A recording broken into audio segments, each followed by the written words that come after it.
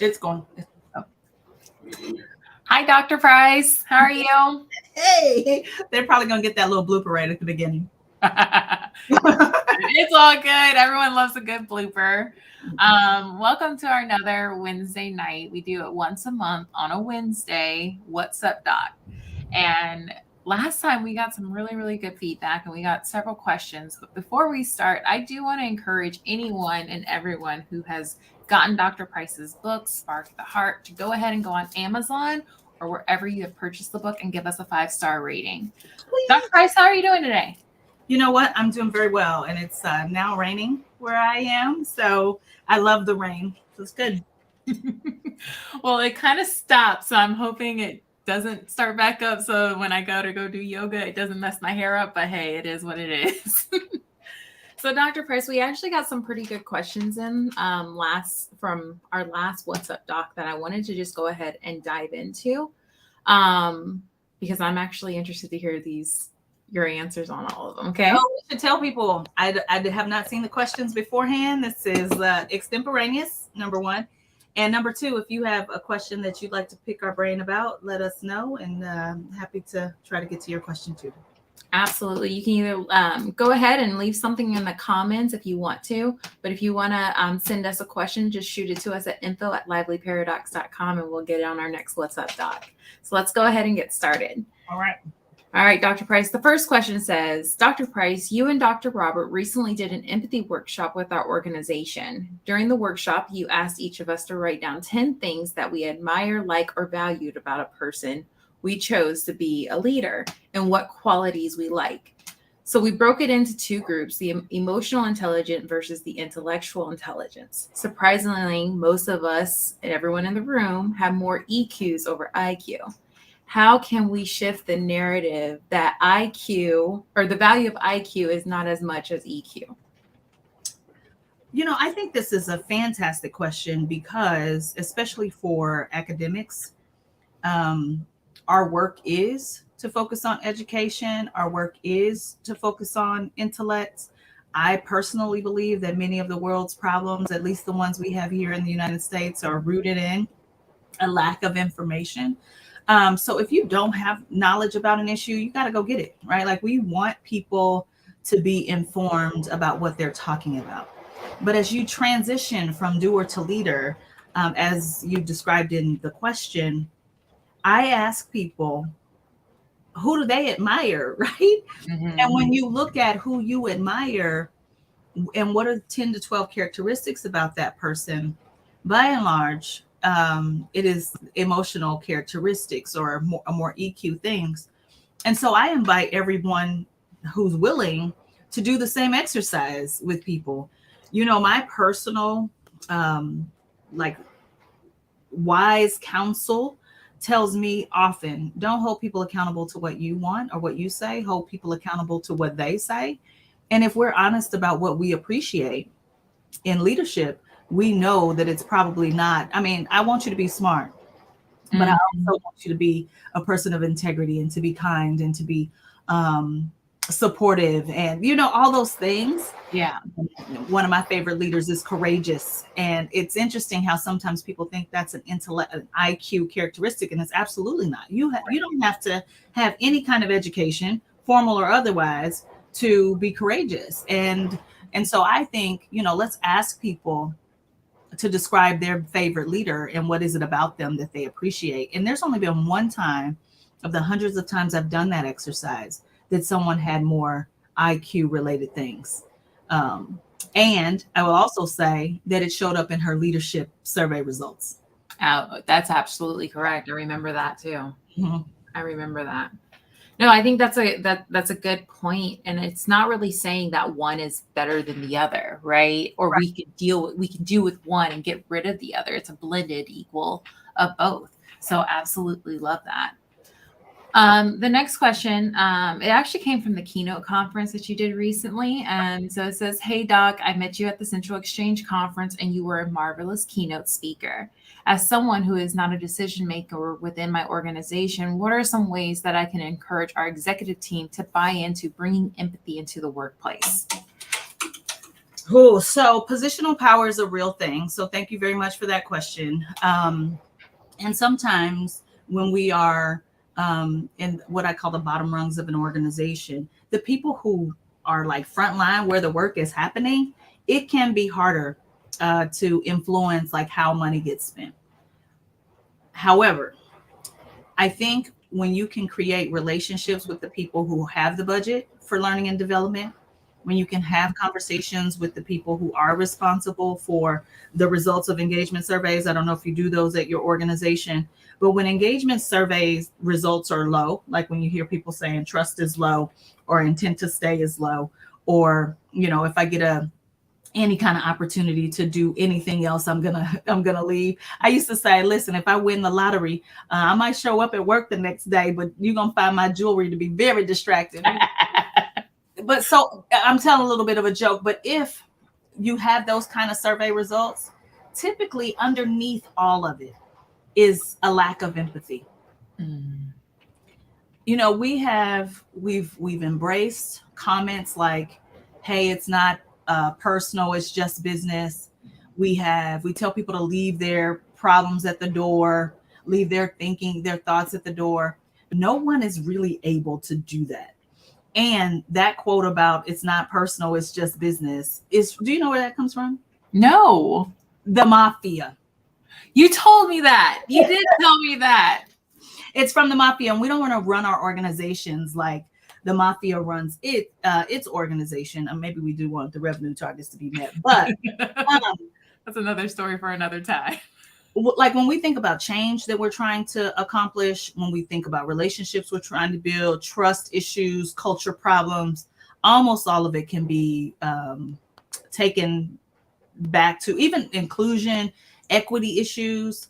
It's a lack of empathy that's at the heart of all of those. And I am just going to honor that it is harder. Sometimes what people will do is introduce a consultant like myself to their HR partners. That sometimes is actually quite successful, believe it or not. You could let me know what your address is. I can send you a copy of Spark the Heart and you can put it in their inbox. No, I'm just kidding. But no, yeah, just I think it is about getting in touch with the people who are responsible for the professional development budgets. Because you're not going to go to any executive level conference and they don't tell you that the people are a critical component to you being able to deliver on your mission and vision. It's just that doesn't happen in how we do the work, but everybody's going to speak that language, even if they don't do it. So it's like, how do I help you align what you say and what you do? Again, holding people accountable to what they say. The second thing I'd offer up to that question is, what is the mission and the vision and the core values of the organization? Because I can't tell you how many times I see people say things like respect is part of core values. Well, if you say respect is part of core values, how can you be respectful if you don't know how to put yourself in the shoes of another person and understand things from their lens? How do you even know what respect even means to them? Right.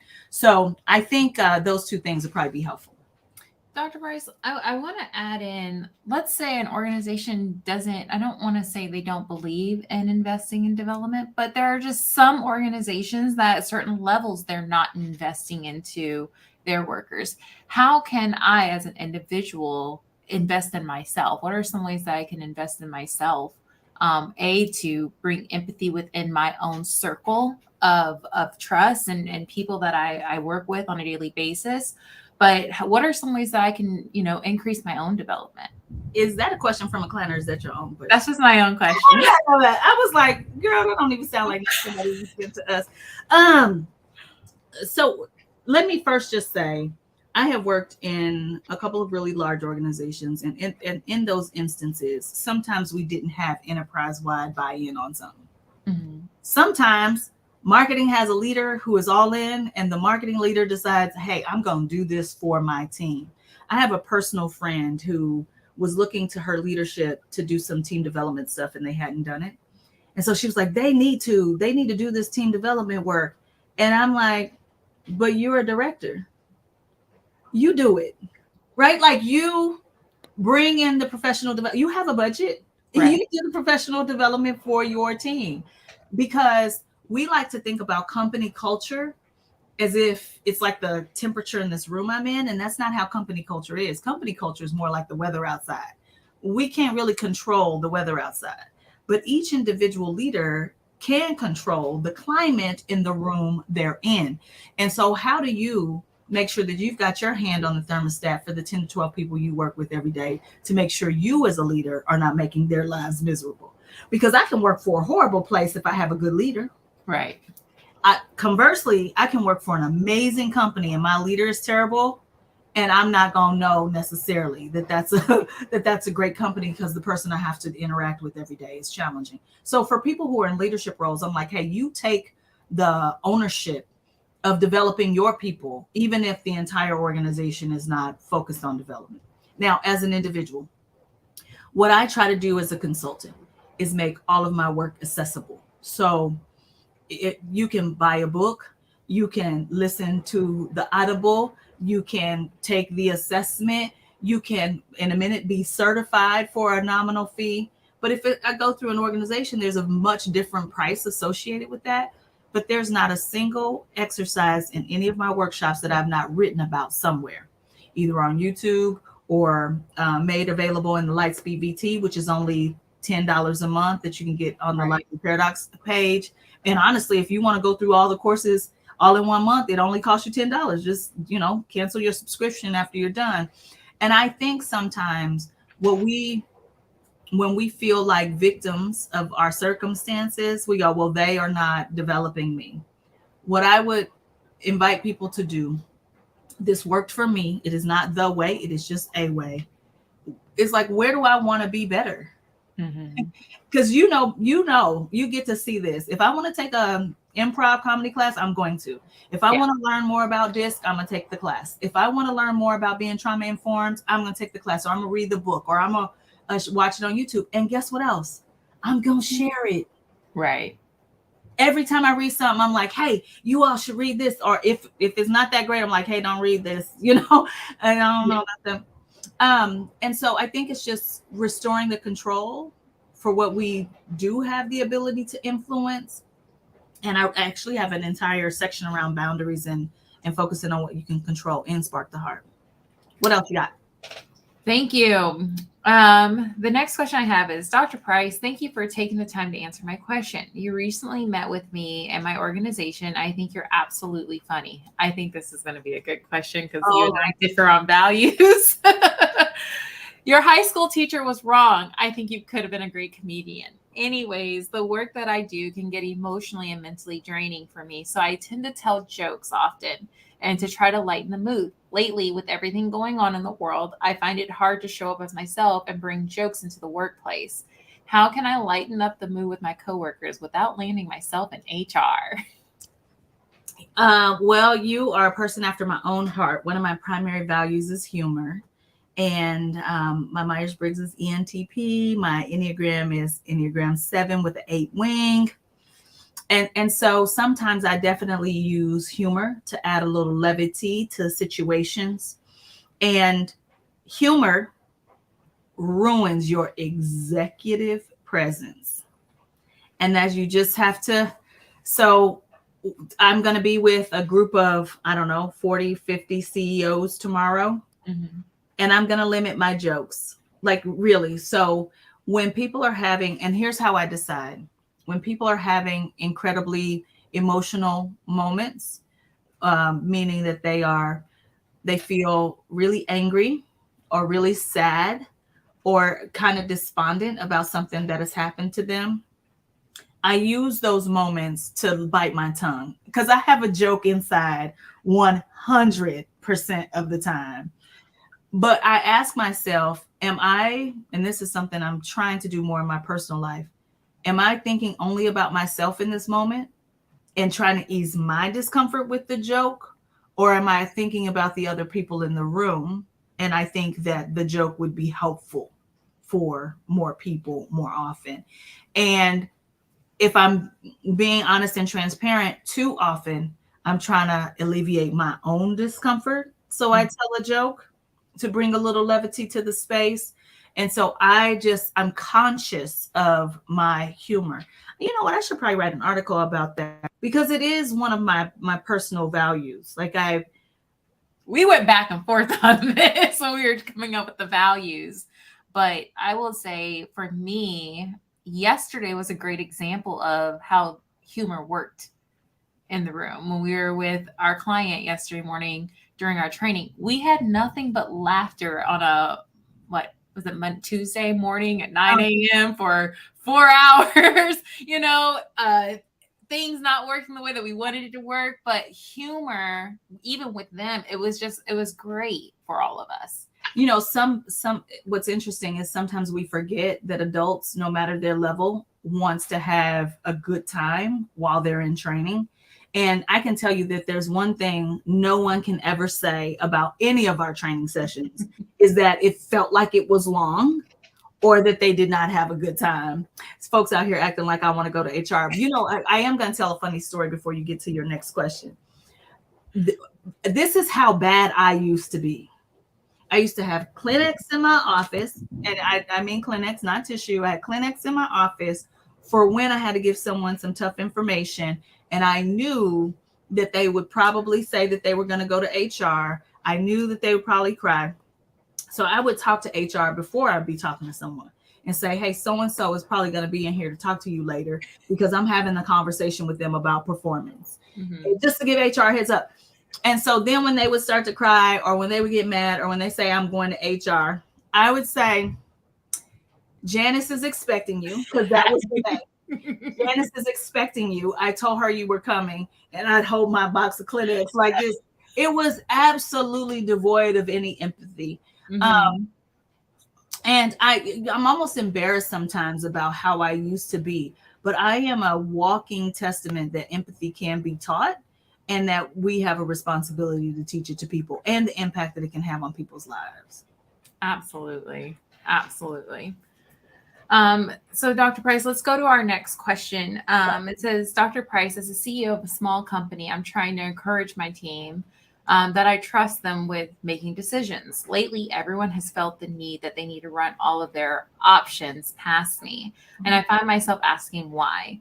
Mm-hmm. What do you suggest that I do? And have you ever made a decision that you wish you didn't make? How has making this decision hurt you or harmed you? I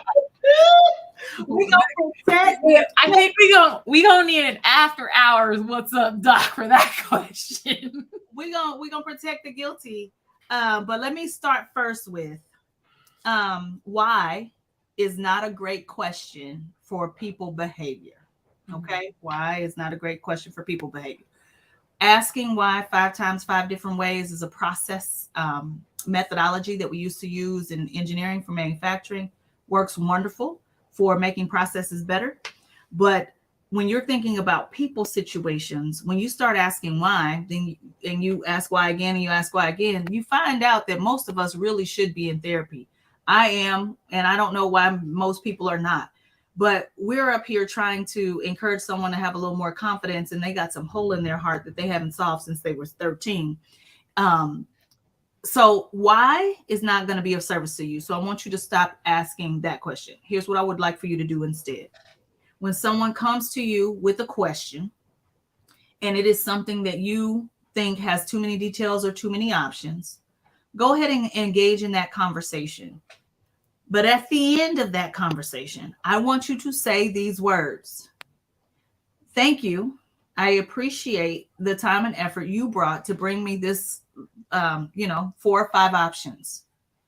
My expectation of you going forward is that you would bring me the best 2 or whatever you want, and say that's what your expectation is. Now, that's step 1.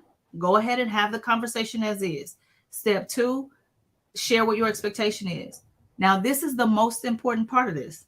Step 3 is, do I have your commitment that when this kind of thing comes up again, that you're going to do what we've just agreed to here?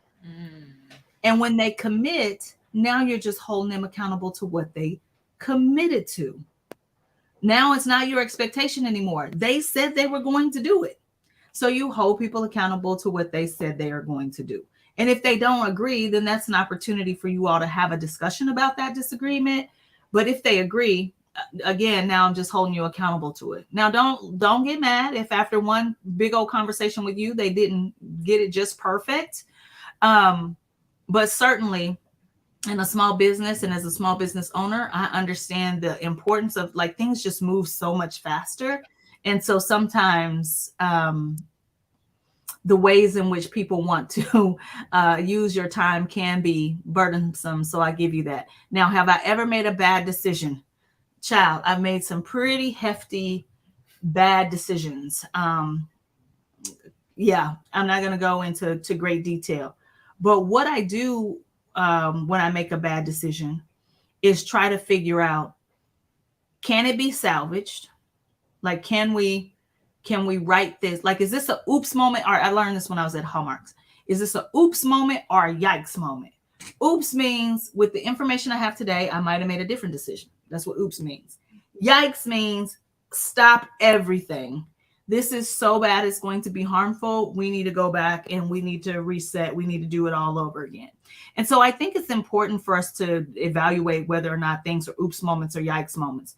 You don't make bad decisions. Everybody makes bad decisions. It is a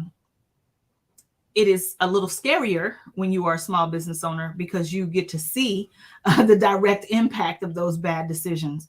But you are a risk taker. That's why you started your own business, and you'll be okay. Be fine.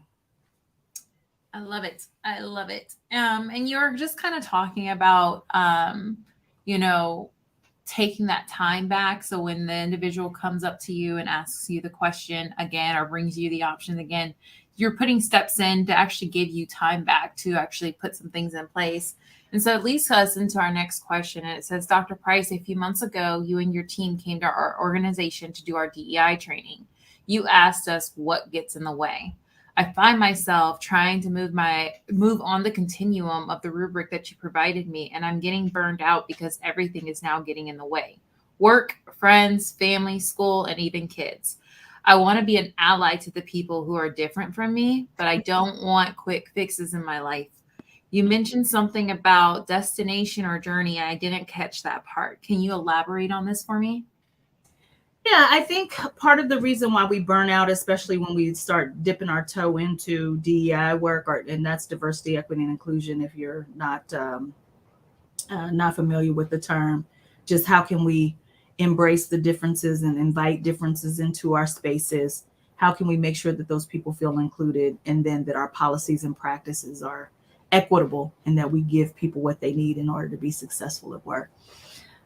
When people tap their toes into the DEI space, and also when people pull out that rubric and see what it takes to be able to be culturally responsive to all people all the time, what I find is many people either go, I'm not going to do anything, or just like jump in head first and try to take on we're gonna boil the ocean, honey. We're gonna do it. Like, I know y'all been working on this thing for 400 years, but I'm here now. So now that I'm here, give me my cape. I'm gonna save the world.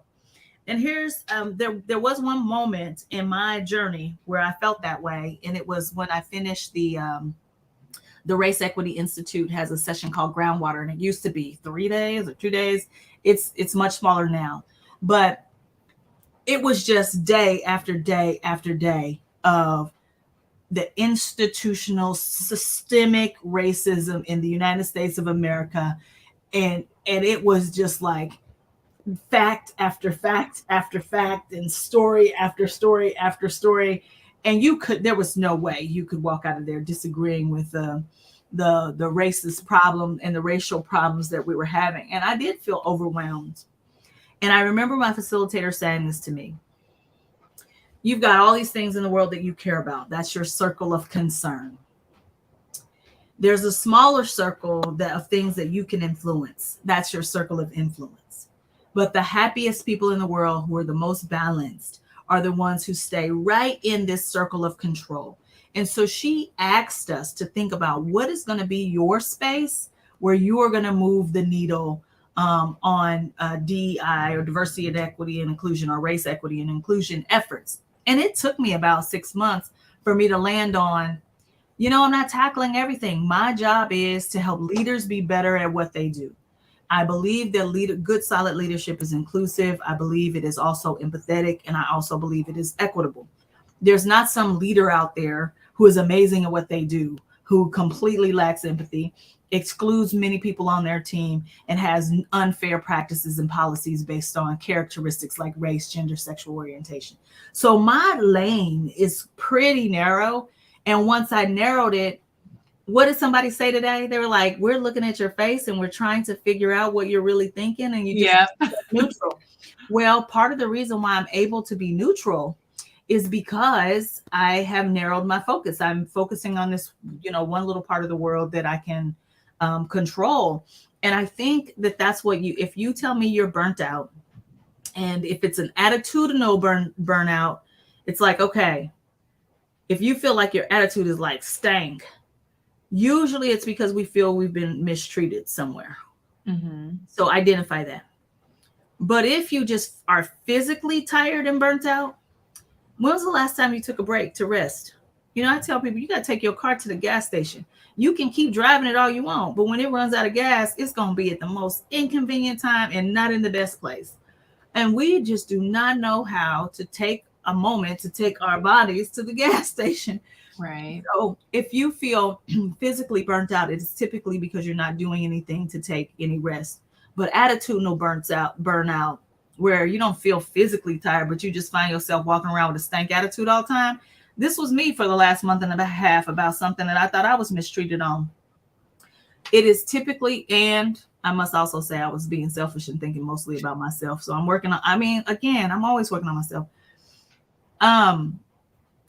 Identify when you say burnout, like break it down. Like what kind of burnout are we talking about? Because this work is going to be here. I'm not one of those people who says we're never going to get to racial parity or gender parity. I'm not one of the people who says that. If we know how to put people on the moon, if Jeff Bezos can go from a garage to however many billion trillions of dollars he's got, we can figure this out the moment we decide to collectively as a culture. So I'm not going to say we can't figure it out, but what I will say is it's not your burden to bear all by yourself. Some of the greatest leaders in the world all had people to help them, and everybody wasn't doing everything. And I think the other part to that, Dr. Price, the part that they missed, I guess when they were taking notes, is that it is a journey, not a destination. Like you just don't arrive and then you're done. Oh yeah, that was the quote. Yeah, that was the quote. And then you're really big on celebrations. Yeah. Like when you do reach, a point, you're just like, okay, let's celebrate what I have done. Oh yeah. Thank you for bringing that up, because especially in the DEI space, if you say, oh my gosh, look at this wonderful thing we've accomplished, there will be people sitting back like, yes, sis, but you ain't done X, Y, Z. You and I have talked about that, about people who, will use the rainbow flag or things like that. Pride Month is coming up next week. And folks are like, that's performative. Well, let's celebrate that before they had up on the wall, a sin is a sin. You know what I'm saying? Like now we've moved to rainbow flag. That is progress. So let's celebrate progress. I'm not one of those people who's like, I do believe that incremental change is not inconsequential. Small breakthroughs make up big breakthroughs. Like that's how coaching and development happens. But there's this tipping point sometimes where, critical mass happens and we like really get some decent progress. So celebration is a critical strategy. And Dr. Roberts did introduce me to that. I want to get to Sylvia's question here, is like, how can you make sure you come across in the way you want to be understood? I am sometimes terrible at that. I hurt people's feelings often, and I don't intend to. In fact, I know sometimes people even think that I don't have feelings because of the matter of fact, logical, reasonable way in which I kind of move in the world and just kind of call a spade a spade. I am not conflict avoidant. So anytime Jocelyn, you sent me a note about the fact that I have the courage to address a thing. But the reason I address things is not because I want to make people uncomfortable. I address things because I want to stay in relationship with you. Because if I don't address it and it's just bad between us, we ain't going to be in relationship. I'm not one of those people. And so it is better to restore a relationship in my mind than to lose one. And so healthy conflict, me asking you about something that I think you said or did that harmed me, is part of it. So I just wanted to put that out there first, that I am often misunderstood. One of my personal work friends she used to say things to me like this: Nicole, what I don't want you to think is XYZ. What I do want you to think is ABC. Mm-hmm. So before she would ask me a question, she'd say, what I don't want you to think is that I don't support your project or program. What I do want you to think is I have some additional questions that I think people are also going to have that might make them not want to engage in this. And so I want us to have a fruitful discussion about it, but I need you to know I'm supporting you. And so she would put it out there to say, hey, the way I'm questioning you is not because I'm trying to disrupt your harmony. So Sylvia, I have done that many times in the past, and it tends to work. But y'all, every once in a while, I'll say stuff and people still feel like, one thing I'm working through in therapy is other people are responsible for their own feelings. So that's hard for me, because throughout my life, I have been made to believe that how people think, feel, and believe is because of what I have done. And my therapist is like, no, how people think, feel, and believe is their stuff. And can you adjust and work through your stuff? Yes. But also, people need to be able to handle their own emotions. Dr. Price, it is always a pleasure just talking to you. Like, I could have you all the time. Yeah. I could have you all the time, but I think it's just really beneficial just for everyone. If you ever want to send us a question, and we'll keep you completely, it's completely confidential. Dr. Price is answer these questions right on the spot. So like I said, she does not know what's coming her way. But Dr. Price, it is always a pleasure spending time with you and just being able to pull some things out from you. Yeah. So, here's the email address. And then if you have not purchased your copy of Spark the Heart, you can do so everywhere books are sold, on Amazon, Target, Barnes & Noble, Goodreads. If you did buy the book and you like it, please give me 5-star reviews. I need like 15 more Amazon reviews by like Friday. So help me out, peeps, if you can. I appreciate y'all. Good night. Thank you.